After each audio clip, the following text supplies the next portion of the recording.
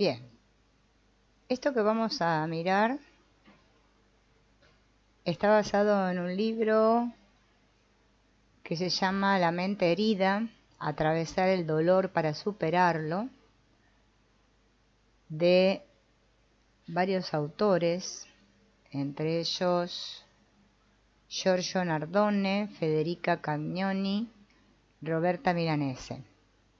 Estos autores hablan de justamente el tema este de la culpa y de todas estas experiencias que nos generan culpa. Comienzan haciendo una alusión a dos casos, a partir de los cuales, una vez que explican los casos, van a explicar justamente a qué se debe esto de la mente herida.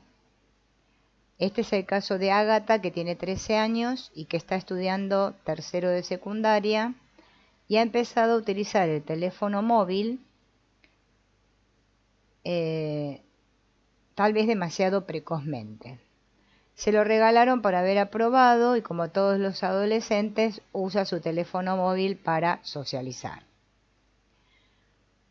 Un día, Ágata recibe de una compañera una captura de pantalla de una conversación entre esa misma compañera y una tercera amiga, en la que aparece, entre otros, el siguiente mensaje.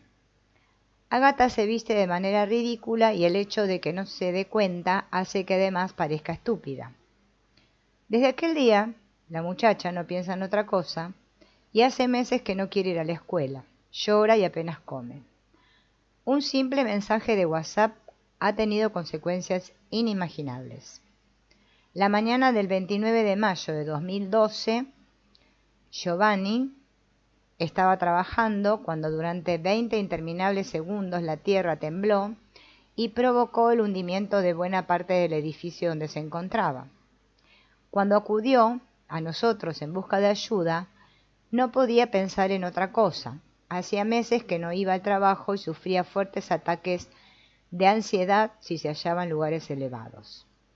En la escala de las 10 principales experiencias traumáticas, los terremotos aparecen en los primeros puestos y los mensajes de WhatsApp ni siquiera se contemplan. Lo que acabamos de explicar puede parecer provocador, pero nos es de utilidad para un objetivo muy preciso. Ante todo, para distanciarnos de entrada y de forma clara de un enfoque que pretenda definir etiológicamente qué puede o no puede ser definido como un hecho traumático, o, en cualquier caso, como una experiencia capaz de trastocar completamente nuestra vida. En segundo lugar, para acercar al lector desde las primeras líneas de este texto a una visión de las consecuencias de un hecho en cuyo centro aparece la percepción que el individuo tiene de sí mismo, de los otros y del mundo que lo rodea, como resultado de algo que solo la experiencia subjetiva puede transformar de manera inconsciente en profundamente doloroso. De modo que no podemos decidir qué es o qué no es una experiencia traumática sin tener en cuenta la percepción del individuo que la ha sufrido.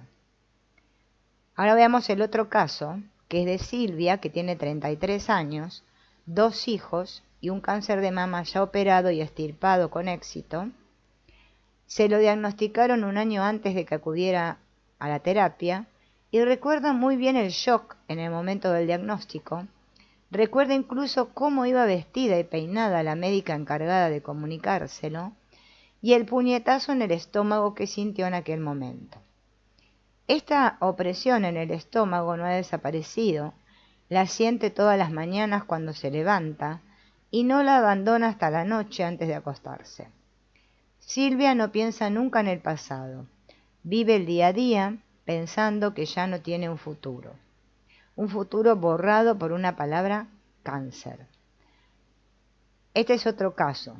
María, en cambio, no tiene presente, lo perdió el día en que su ex marido se enteró de su nueva relación y empezó a perseguirla para volver con ella. Comienza, por tanto, su proceso de terapia en medio de la tormenta, con una taquicardia casi constante y el miedo a salir sola de casa, junto con la obligación de seguir su vida y la de su hijo de 10 años. Ha perdido el placer de hacer cualquier cosa, por la noche está muy fatigada y solo desea encerrarse en casa y meterse en la cama. ¿Qué tienen en común estos casos? Tras un hecho, a veces incluso en apariencia banal, un breve mensaje, a veces catastrófico, el terremoto o el cáncer, a veces formando parte de una experiencia vital considerada normal, la separación, las personas no consiguen percibir el pasado, el presente o el futuro como lo habían hecho hasta entonces. Es decir, que un acontecimiento más o menos inesperado o una experiencia aparentemente banal se convierten en líneas de separación. Tanto si uno queda atrapado en el pasado, privado de la visión del propio futuro, o víctima de un presente al que no consigue enfrentarse, una cosa es cierta: esa experiencia se vive y se percibe claramente como un hecho fundamental que marca un antes y un después en la vida.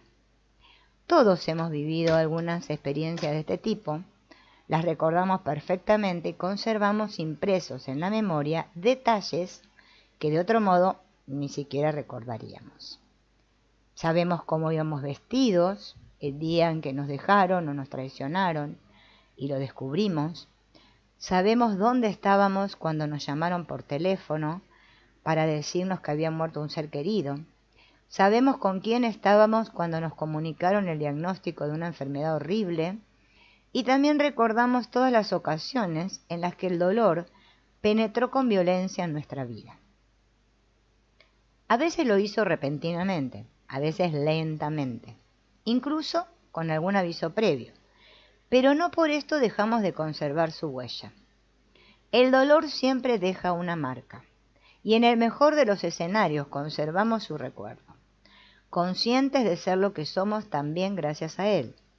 Y en el peor nos hiere de manera indeleble, provocando en nosotros reacciones que a largo plazo se convierten en disfuncionales e incluso pueden llegar a provocar auténticos trastornos.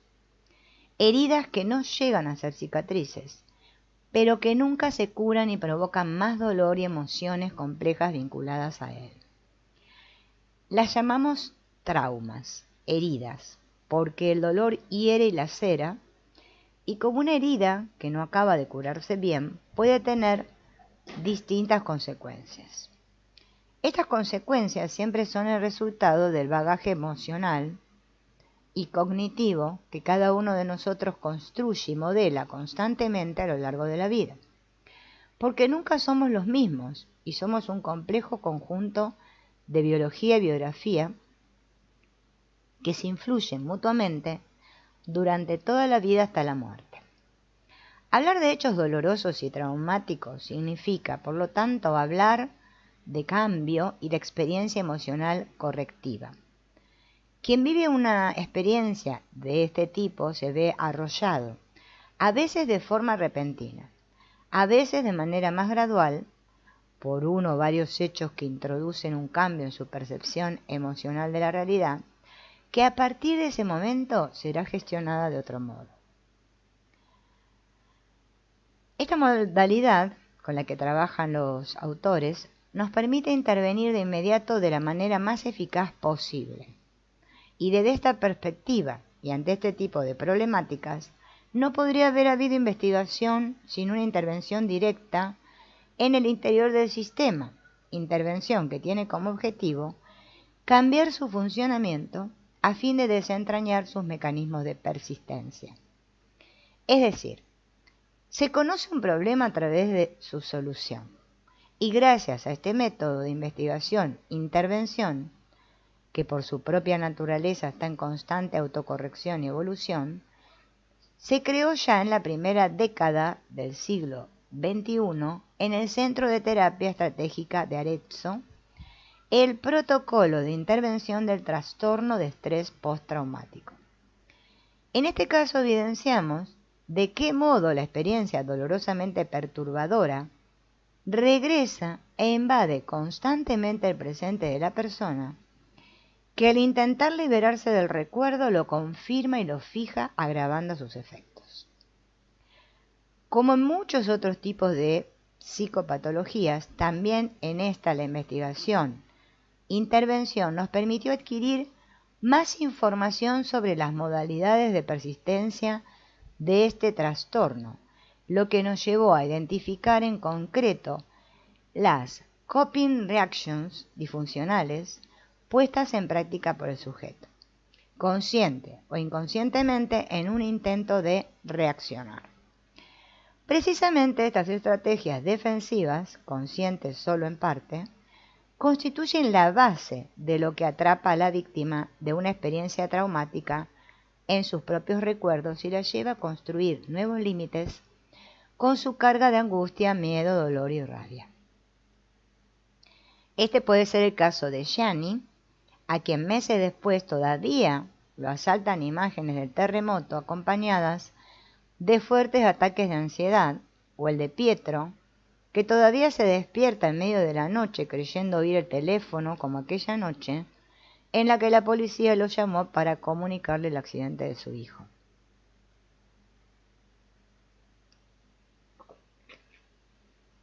Recuerdos que a veces se fijan indelebles en la mente de las personas y evocan no solo los contenidos, sino también toda la conmoción emocional que el hecho suscitó. Un presente inundado constantemente por el pasado, que como un río desbordado destruye, arrastra y deja escombros. Un hecho que como un rayo rasga el cielo e impide al que lo mira verlo como antes. Es una experiencia que introduce repentinamente un cambio perceptivo, de tipo catastrófico, rapidísimo, capaz de producir un cambio inmediato en la percepción de la realidad. No obstante, una experiencia dolorosa también puede tener repercusiones distintas a estas. Puede bloquearnos en un presente que nos tiene secuestrados y no nos deja ninguna salida. En muchos casos de terremoto, por ejemplo, en los que la primera sacudida va seguida de otras menores, podemos ver el efecto exponencial de la alarma accionado por la primera sacudida, que si no provoca consecuencias de cambio catastrófico, atrapa a la persona en un presente que es fuente de ansiedad y de angustia constantes en espera de que suceda algo. Lo mismo ocurre en muchos casos de acoso, en los que cualquier hecho persecutorio produce un efecto de acumulación, bloqueando a la víctima en su presente, que también exponencialmente se transforma en una pesadilla diaria en la que pasado y futuro pierden consistencia. En estos casos, la gestión del presente resulta fundamental, ante todo para contener el terremoto emocional y evitar un posible empeoramiento tanto de la situación como de la sintomatología, y en segundo lugar, a efectos de prevención. De hecho, son muchas las situaciones en las que una experiencia emocionalmente abrumadora, prolongada en el tiempo, produce efectos que podríamos llamar de acumulación, provocando a veces un auténtico trastorno. De modo que no podemos subestimar el impacto que un cambio de la percepción del propio presente, vivido largo tiempo como fuente de dolor, ansiedad, angustia y tal vez incluso de culpa o rabia, pueda tener en la propia modalidad perceptiva. No solo la persona implicada no se percibirá ya como antes, sino que tampoco los demás, sus creencias, sus valores y los significados que atribuía a las experiencias y al mundo que la rodea, serán percibidos del mismo modo. ¿Qué ocurre en cambio cuando un hecho nos arrebata el futuro? Del mismo modo que algunas experiencias acaban fijándose de manera imborrable en nuestra memoria por el impacto traumático que han tenido en nuestra vida, hay otras que nos privan de la posibilidad de percibir ese futuro que antes dábamos por descontado. El mismo terremoto que regresa en forma de flashback y pesadillas nocturnas, o que mantiene a una persona atrapada en la angustia del presente, a otro le ha quitado la perspectiva futura. Es lo que le ocurre a quien pierde la casa o el trabajo, o peor aún, a sus seres queridos. En este escenario no hay flashback, sino solo angustia e incapacidad de reaccionar.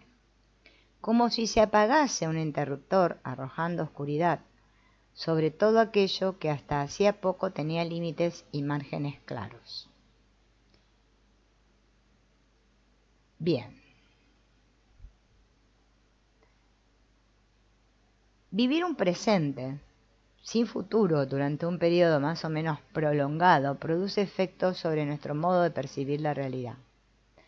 Se trata de un auténtico efecto avalancha, en el que la sucesión de hechos produce un cambio exponencial en el modo de percibir la realidad debido a una especie de mecanismo de acumulación de experiencias traumáticas. Si además tenemos la certeza de que el futuro ya no podrá ser como antes, esta percepción puede cambiar bruscamente y acarrear consecuencias a veces muy peligrosas. En estos casos, el hecho que introduce el cambio catastrófico no regresa continuamente a la memoria, como en el trastorno postraumático puro, sino que produce efectos tan devastadores en la vida que no le permite a la persona una visión futura de sí misma, exenta de dolor, angustia, miedo o rabia intolerables. Y estos son los casos en los que se producen con más frecuencia intentos de suicidio. Son por tanto 3 las dimensiones temporales en las que una experiencia emocionalmente devastadora puede producir sus efectos: pasado, presente y futuro. No existe solo el pasado que regresa en forma de pesadilla o imagen intrusiva, un pasado imborrable, pero archivable. Existen también un presente que se transforma en pesadilla diaria angustiosa y un futuro que repentinamente pierde significado, desaparece o asume valores de pérdida intolerables. Es importante señalar no solo que hechos claramente distintos entre sí pueden producir consecuencias similares, sino que también que un mismo hecho puede abrir escenarios completamente distintos.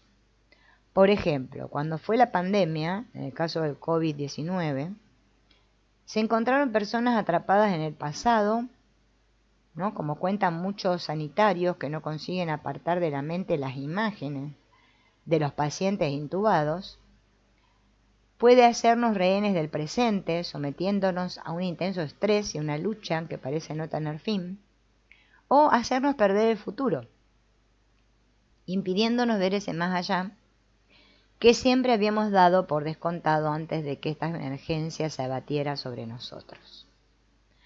Un mismo hecho, consecuencias distintas, diferentes modalidades perceptivo-reactivas sobre la que trabajar, diferentes técnicas que hay que utilizar y a veces incluso diferentes modalidades comunicativas. Una cosa es cierta: cualquiera que sea el eje temporal sobre el que se estructura el trastorno, siempre habrá un sutil hilo conductor que une todas estas experiencias. ¿Saben cuál es? El dolor. Y el sufrimiento difícilmente viajará solo, sino que con frecuencia va acompañado de miedo y angustia, a veces rabia, y de un conjunto de otras emociones complejas muy perturbadoras. Trabajar con trastornos vinculados a experiencias potencialmente traumáticas y dolorosas significa saber intervenir ad hoc, en la modalidad perceptivo-emocional de la persona implicada, ayudándola a resituar los hechos en el pasado, a gestionar un presente angustioso y espantoso, evitando a la vez la formación de un auténtico trastorno, o a recibir una rendija de luz sobre el futuro. Como dijo Vincent Van Gogh, no olvidemos que las pequeñas emociones son los grandes capitanes de nuestra vida y las obedecemos sin darnos cuenta. Si curas la mente, curas el cerebro, dice esta parte. Hola Rosalinda, hola Nubia. Vamos a ver qué pasa. En los últimos años, los progresos que hubo en las neurociencias, que gracias a las técnicas, ¿no?, las imágenes estas de la resonancia magnética, la tomografía, permitieron muchos avances en el estudio de los mecanismos que regulan las funciones del cerebro. Y ofrecieron también la posibilidad de documentar los efectos que tienen en el cerebro las intervenciones psicoterapéuticas. Como se demuestra en una reciente reseña sobre esta cuestión, existe evidencia científica de que la psicoterapia es eficaz en la cura de una amplia gama de trastornos mentales. Una buena intervención produce cambios importantes, no solo en la sintomatología del trastorno, sino también en el nivel neurofisiológico. Esto conduce a un restablecimiento del correcto funcionamiento cerebral. Un gran número de investigaciones de neuroimagen realizadas antes y después de una psicoterapia demuestran que el cerebro se reorganiza plásticamente durante el tratamiento y que este cambio es tanto mayor cuanto más éxito tenga el tratamiento. De modo que la psicoterapia no se limita a producir cambios perceptivo-emocionales y cognitivos conductuales, sino que también es capaz de recablear el cerebro. Ahora bien, no todos los tipos de psicoterapia son igualmente eficaces para producir estos efectos, y es justamente el funcionamiento de nuestro cerebro el que nos ayuda a entender el porqué. La parte más primitiva del cerebro, que es el paleoencéfalo, es donde se elaboran las emociones, y la más moderna, el telencéfalo, que es la sede de las cogniciones, se comunican entre sí por dos vías: la top-down, de arriba a abajo, que va del telencéfalo al paleoencéfalo, y la bottom-up, de abajo a arriba, que hace recorrido inverso. Estas dos partes mantienen una comunicación constante y se influyen recíprocamente. En personas con estados emocionales alterados, como rabia, miedo, dolor, la activación de las áreas subcorticales paleoencefálicas siempre coincide con una hipoactivación de las áreas de los lóbulos frontales del telencéfalo. Ahora bien, las dos vías no son equivalentes desde el punto de vista de la eficacia de la intervención. El paleoencéfalo influye profundamente en nuestro telencéfalo, pero no al contrario, o sea, el telencéfalo no influye en el paleoencéfalo. Es decir, las experiencias emocionales determinan de manera decisiva nuestras vivencias y nuestras representaciones conscientes, mientras que estas últimas determinan muy poco nuestras respuestas emocionales.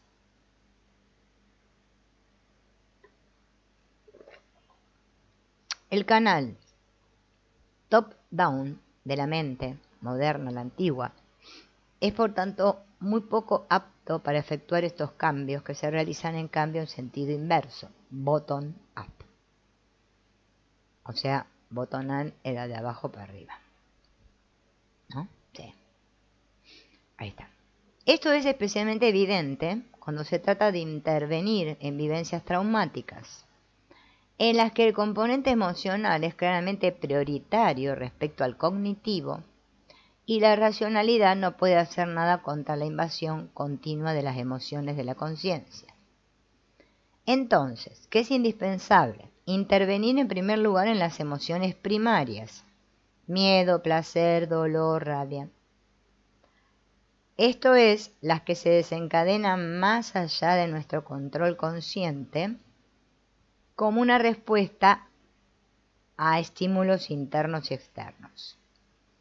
Son las que Daniel Dennett llamó competencias sin comprensión, que nos permiten sobrevivir y adaptarnos al ambiente sin necesidad de una intervención inmediata de la conciencia. A partir de la gestión de las emociones primarias se llegará luego, por una especie de efecto dominó, a intervenir eficazmente también en las otras. Cuando nuestra mente resulta herida a causa de experiencias demasiado dolorosas o espantosas, las emociones que solemos vivir en nuestra vida diaria, que en la mayoría de los casos aprendimos a gestionar, pueden llegar a convertirse en ingobernables y nos encontraremos con la explosión de 3 de las 4 emociones primarias: el dolor, el miedo y la rabia. No siempre estarán presentes las 3, dominarán casi siempre 1 o 2, a las que se asociarán a menudo los componentes fisiológicos de la ansiedad y la angustia. Un dolor intolerable puede ser reactivado cada vez que surge de nuevo un recuerdo del pasado, como en el caso del que sufre un trastorno de estrés postraumático en el que los recuerdos hacen revivir exactamente el impacto emocional experimentado durante el trauma. Una angustia paralizadora puede invadir el presente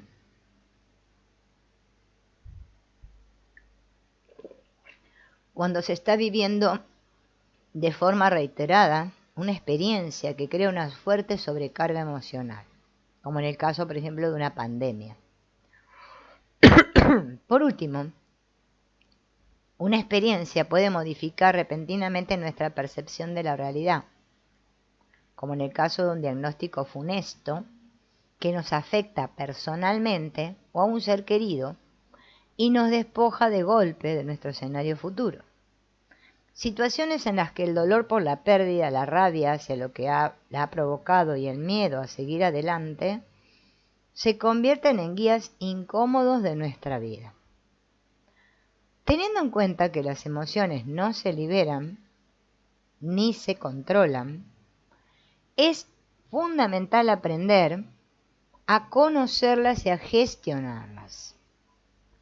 Las emociones no respetan la lógica racional, sino que exigen actos mentales y conductuales que a menudo entran en contradicción con la lógica ordinaria. Perdón. Por todas estas razones, las psicoterapias, que solo se basan en las cogniciones, tienen efectos muy limitados en quien vivió una experiencia traumática. ¿Por qué? Porque se focalizan en procesos que se producen en el nivel cortical y tienen pocas posibilidades de intervención en las áreas subcorticales. Cuando la mente está herida, la intervención deberá orientarse ante todo a producir lo que se ha definido como experiencia emocional correctiva. O sea, vivencias concretas, vinculadas a los sentidos más que a la razón, capaces de activar nuevas respuestas psicofisiológicas funcionales y solo en un segundo momento a trabajar en el plano cognitivo. Si bien es cierto que las emociones primarias son mecanismos universales y adaptativos, su expresión es diferente en cada uno de nosotros, porque cambia según los aprendizajes adquiridos y por lo tanto puede ser plasmada mediante la experiencia repetida. Como dice Tomás de Aquino, nada llega al intelecto que no pase antes por los sentidos, aspecto ratificado por muchos neurocientíficos que han demostrado que todo lo que es capaz de producir experiencias emocionales fuertes acaba influyendo no solo en la reorganización neuroplástica del cerebro, sino incluso en la expresión genética. La experiencia emocional correctiva podrá ser producida mediante indicaciones concretas, prescripciones que hay que poner en práctica entre una sesión y otra, pero también puede ser fruto de potentes sugestiones transmitidas durante la sesión a través de una comunicación sugestivo-evocadora. Solo tras haber alcanzado este primer objetivo se debería proceder a la realización de todos los otros cambios necesarios para alcanzar el fin último y así trabajar en el nivel cognitivo. Cuando hablamos de una mente herida, no nos referimos tan solo a personas que hayan desarrollado un trastorno, estaba mirando a ver cuánto tiempo hacía que estaba, un trastorno psicopatológico, de estrés postraumático, sino también a quienes están viviendo experiencias repetidas de fuerte impacto emocional que requieren una intervención de tipo preventivo para evitar el desarrollo de posibles trastornos. Bien.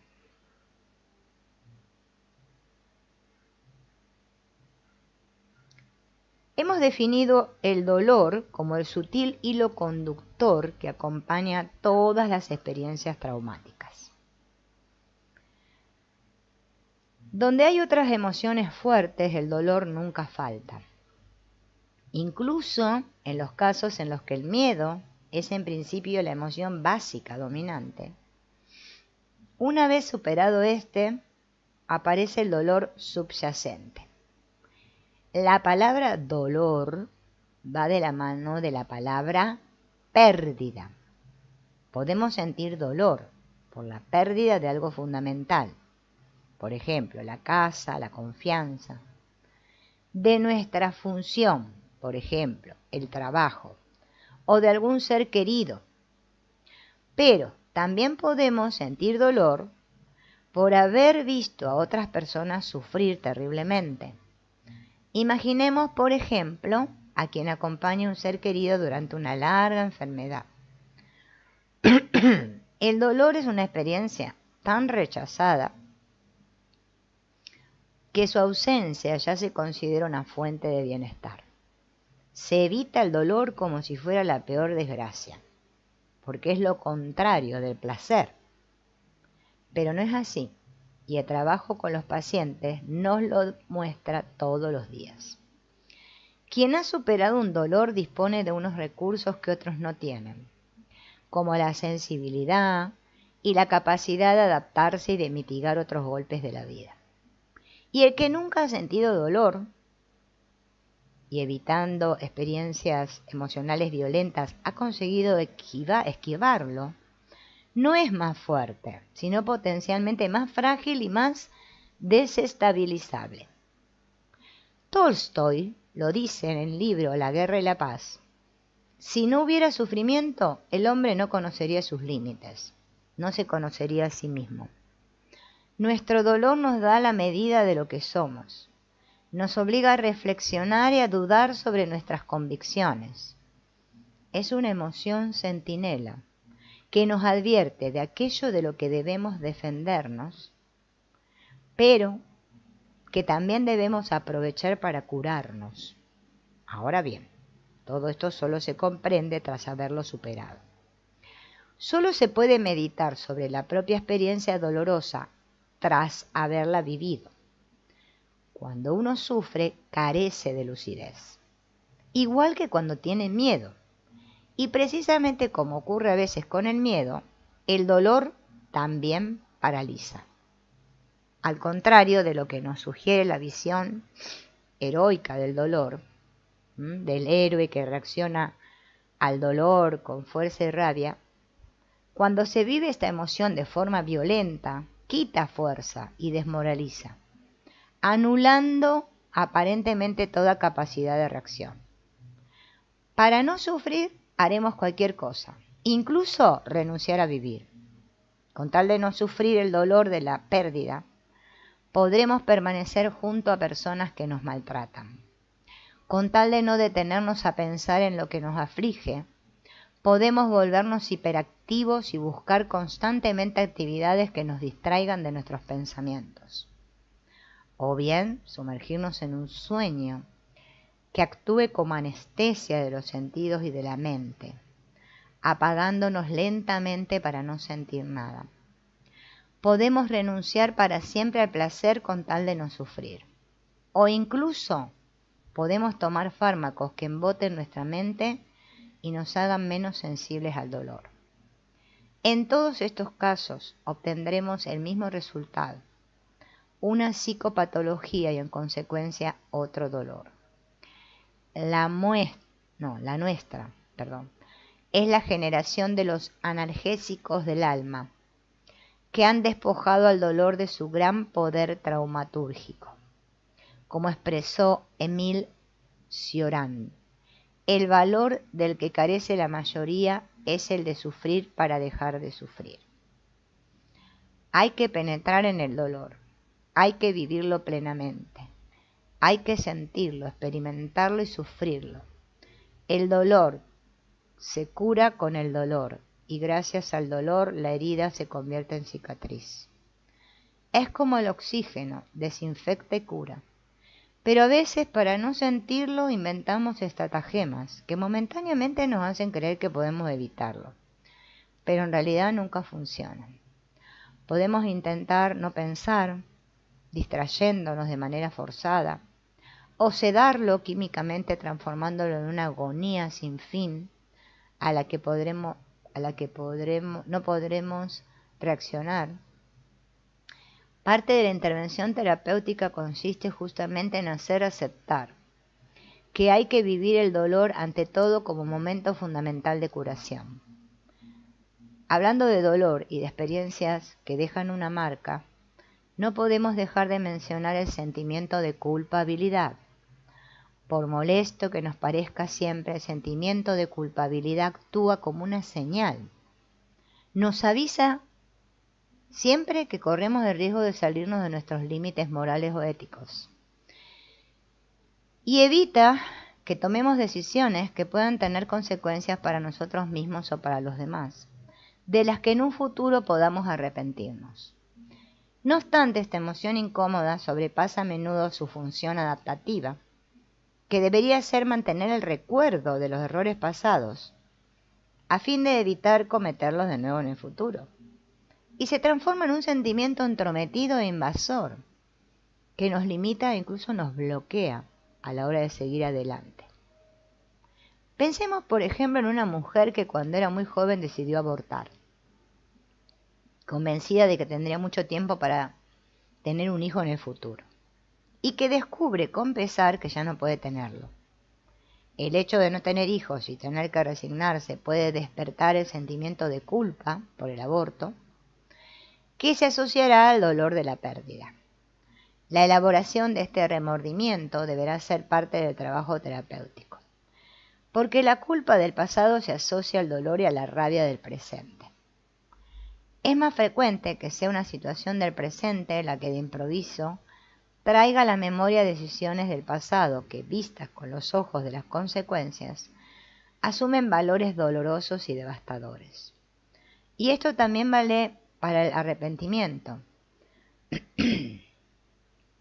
Este sentimiento se experimenta a menudo en función de una situación actual de carencia que hace resurgir algo inacabado, un objetivo no conseguido, una satisfacción fallida o una experiencia no vivida plenamente en el pasado. Muchas veces también en el duelo lamentamos no haber disfrutado más de la persona querida que ya no está. Y si la muerte ha ocurrido en circunstancias dramáticas, el arrepentimiento se convierte en gasolina sobre el fuego del dolor. El arrepentimiento hace que las personas vivan con la idea de que el presente es peor de lo que habría podido ser si hubiera tenido el valor, la voluntad o la capacidad de hacer una cosa distinta. Si hubiese terminado los estudios, si hubiese aceptado aquel trabajo. Estas lamentaciones pesan como una losa en las personas. En estos casos es justamente la falta de una experiencia que se podría haber vivido y no se vivió la que crea la presencia agobiante de lo fallido. El arrepentimiento suele aparecer en la vida de las personas en los momentos de dificultad, de insatisfacción o de frustración. son como boomerangs arrojados mucho tiempo atrás, que regresan inexorables para recordarnos un acto fallido. Perdón.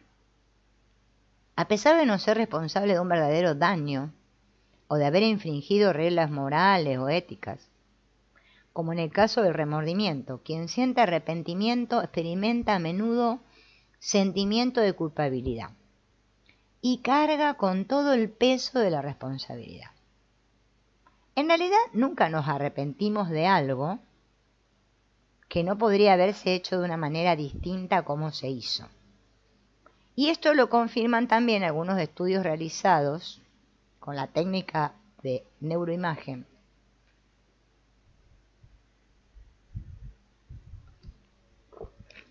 Un estudio ha localizado la emoción vinculada al sentimiento de culpa por haber hecho daño a alguien en un área del cerebro distinta de la que se activa cuando asistimos al sufrimiento de alguna persona, pero que no hemos causado nosotros. El sentimiento de culpabilidad conduce a menudo a una rumiación constante y dolorosa.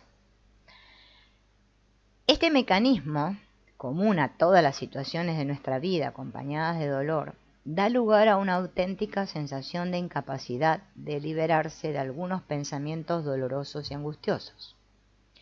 La mente parece condenada a repensar continuamente en lo que quiere olvidar. Esta tendencia a rumiar ante hechos negativos, aunque asociada a mecanismos predominantemente patológicos, parece que tiene una función adaptativa. De hecho, una experiencia negativa procesada muchas veces consecutivamente por las estructuras superiores y de control de la conciencia debería ser asimilada lentamente, como demuestra el hecho de que la mera reelaboración repetida puede conducir a una elaboración del dolor.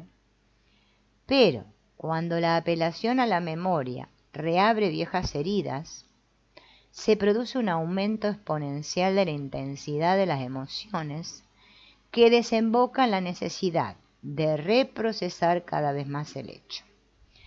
Este círculo vicioso hace que se pierda la función adaptativa del sentimiento de culpabilidad, creando una dinámica disfuncional y dolorosamente patológica.